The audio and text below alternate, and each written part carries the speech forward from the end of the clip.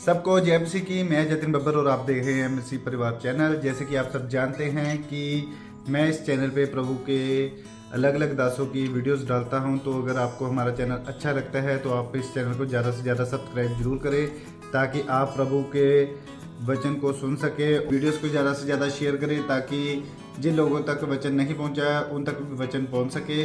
सबको जय मसीह की। एक बार मैं आपसे दोबारा कहूँगा कि इस चैनल को सब्सक्राइब जरूर करें और वीडियोस को ज़्यादा से ज़्यादा शेयर करें। जय मसीह की। आज परमेश्वर आपको ब्लेस करने वाला, और जब परमेश्वर आपको ब्लेस करता है कोई आपको श्रापित नहीं कर सकता है। बोलो आमीन। जब परमेश्वर आपकी ओर है कोई आपका विरोध नहीं कर सकता है। बोलो आमीन। 100, 1000, 10,000 आपके सामने आपके विरुद्ध में खड़े हो जाएं, लेकिन जब परमेश्वर आपके युद्ध के लिए खड़ा होता है आप कभी हार नहीं सकते। चर्च बोलो आमीन। परमेश्वर आपके जीवन में अद्भुत काम करने के लिए इस संसार में आया है, इंसान बना है। आज परमेश्वर का आत्मा मेरे अंदर बात कर रहा है। इन 21 दिनों के फास्टिंग में परमेश्वर इस कलीसिया को दुगने अभिषेक से भरने के लिए जा रहा है यीशु के सामर्थ्य नाम में। प्रभु का आत्मा कह रहा है जितने लोग उदास हैं, निराश हैं, परेशान हैं, डिप्रेस्ड हैं, टेंशन में हैं, आपके विरोधी आपके ऊपर जादू टोने कर रहे हैं, आपको मारने की, आपको नाश करने की कोशिश कर रहे हैं, लेकिन परमेश्वर आपके साथ है। जब परमेश्वर आपके साथ है, दुनिया आपके विरुद्ध हो जाए, वो फिरौन जैसों के घुटनों को टिकाने वाला खुदा है। वो अहाब जैसे और ईजबल जैसे लोगों के घुटनों को टिकाने वाला परमेश्वर है। वो पिलातूस, वो हेरोदियास और हेरोदेस जैसों के घुटनों को टिकाने वाला परमेश्वर है। बोलो आमीन। आपके विश्वास में बल होना चाहिए, आपके मन में परमेश्वर के लिए प्रेम होना चाहिए। कोई ऐसी यरीहो की दीवार नहीं जो गिर नहीं सकती है, कोई ऐसा लाल समंदर नहीं जो फट नहीं सकता है, कोई ऐसी आग नहीं जो आपको नुकसान पहुंचा सकती है। मेरा शद्रक, मेशक और अबेदनगो का खुदा आज भी वही काम करने की सामर्थ्य रखता है। उसने कहा मत डर, मैं तेरे साथ हूं, मत डर, मैं तेरा दायां हाथ पकड़कर खड़ा हूं, ना घबरा, मैं तेरा परमेश्वर यहोवा तेरे साथ हूं। मैं मां की तरह तुझे प्यार करता हूं। जिस तरह से मुर्गी अपने बच्चों को पंखों के नीचे रखती है, मैं भी तुझे अपने पंखों के, अपने परों के नीचे रखूंगा।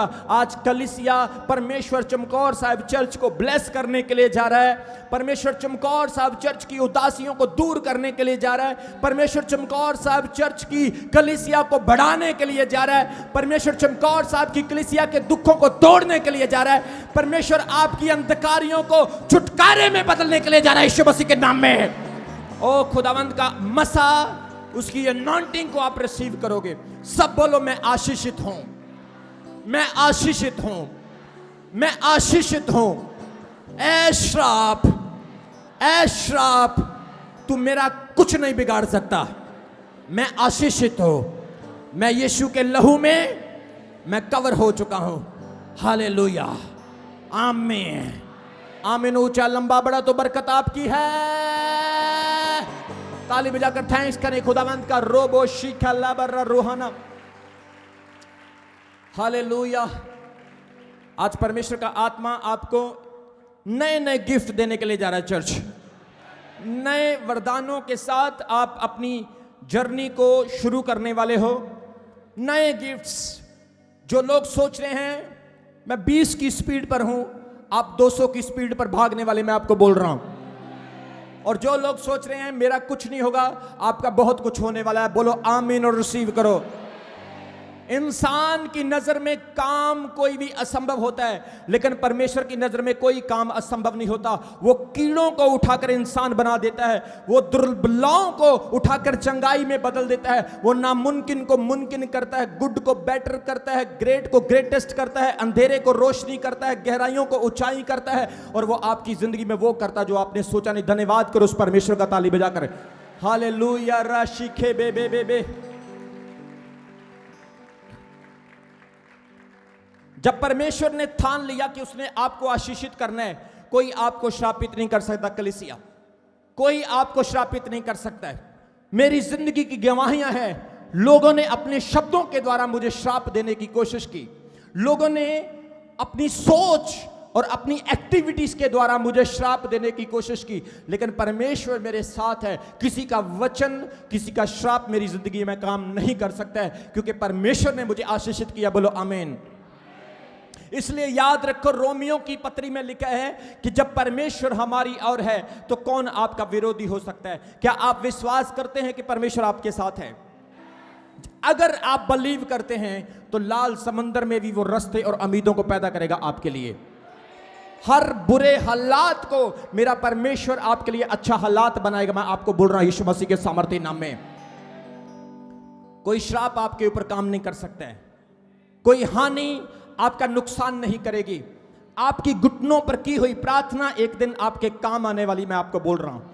आपने खुदावंत के सामने जो आंसू बहाए हैं, उन आंसुओं का हिसाब मेरा परमेश्वर देने वाला परमेश्वर है। वो परमेश्वर अपनी कलीसिया के दुखों को जानता है, अपने लोगों के आंसुओं को जानता है। इसलिए वो कहता है मत डर, मत घबरा, मैं तेरे साथ हूं। बाइबल में 365 बार परमेश्वर ने कहा मत डर। क्या बोला परमेश्वर ने? जोर से बोलो, क्या बोला? अपने पड़ोसी का हाथ पकड़ो और बोलो मत डर, बोलो मत डर, मत घबरा, प्रभु यीशु तेरे साथ है, प्रभु यीशु तेरे साथ है। बाइबल में 365 बार बोला गया मत डर। साल में कितने दिन होते हैं?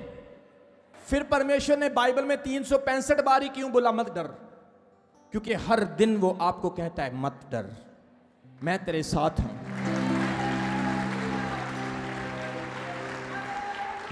कोई श्राप आपकी जिंदगी में चर्च काम नहीं कर सकता है, कोई हानि आपका नुकसान नहीं करेगी। मैं इस चीज पर घमंड करता हूं और विश्वास करता हूं, कोई हानि मेरे ऊपर हावी नहीं हो सकती, क्योंकि मेरा खुदावंद, मेरा परमेश्वर मेरे साथ है।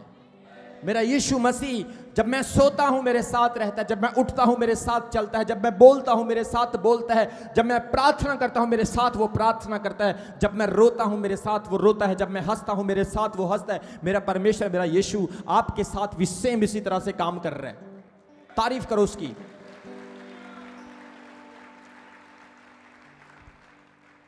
आज परमेश्वर ने जो वचन मुझे आपके लिए दिया, गिनती की किताब, पुराने नियम में हम पढ़ेंगे गिनती की किताब, उसके 22 अध्याय, उसके 5 वचन से लेकर उसके 14 वचन तक।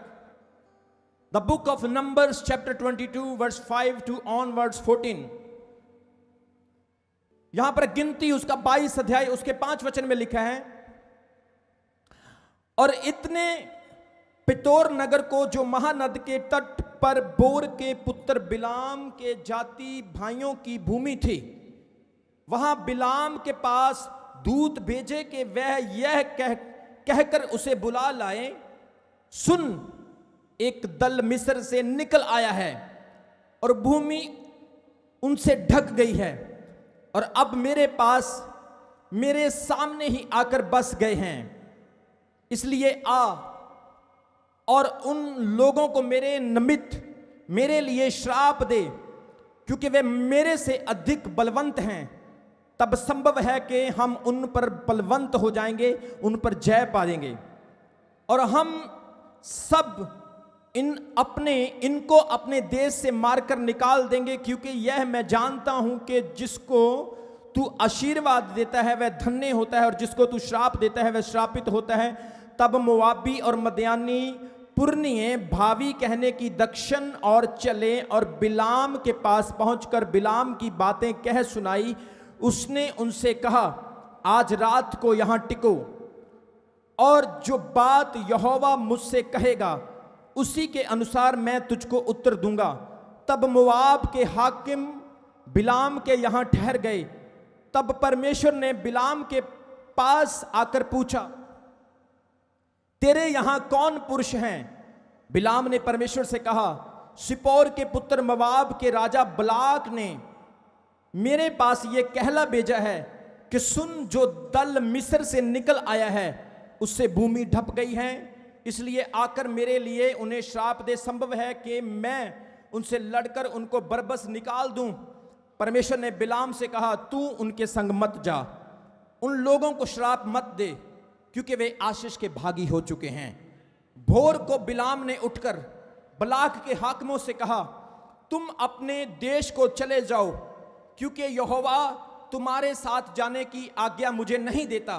तब मोआबी हाकिम चले गए और बलाक के पास जाकर कहा, बिलाम ने हमारे साथ आने से मना किया है। बोलो आमीन।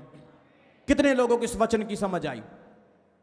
पवित्र शास्त्र बाइबल में मोआब देश का एक राजा हुआ जिसका नाम था बलाक। सब बोलो बलाक, जोर से बोलो। मोआब देश का एक राजा हुआ जिसका नाम था बलाक, और बलाक राजा बहुत पावरफुल था, बड़ा शक्तिशाली था। लेकिन आज बलाक राजा डर गया, क्योंकि आपको पता होना चाहिए जब परमेश्वर इस्राएलियों को मिस्र से निकाल कर ले आ रहा था तो उनको देशों से होकर गुजरना था, और कोई भी देश जो उनको रोकता था वो उनसे युद्ध करते थे और उसको जीतकर अपनी भूमि कनान की तरफ बढ़ रहे थे। बोलो हालेलुया। आज जब इस्राएली लोग मोआब के पास आए तो मोआबी लोगों ने इस्राएलियों को जाने नहीं दिया।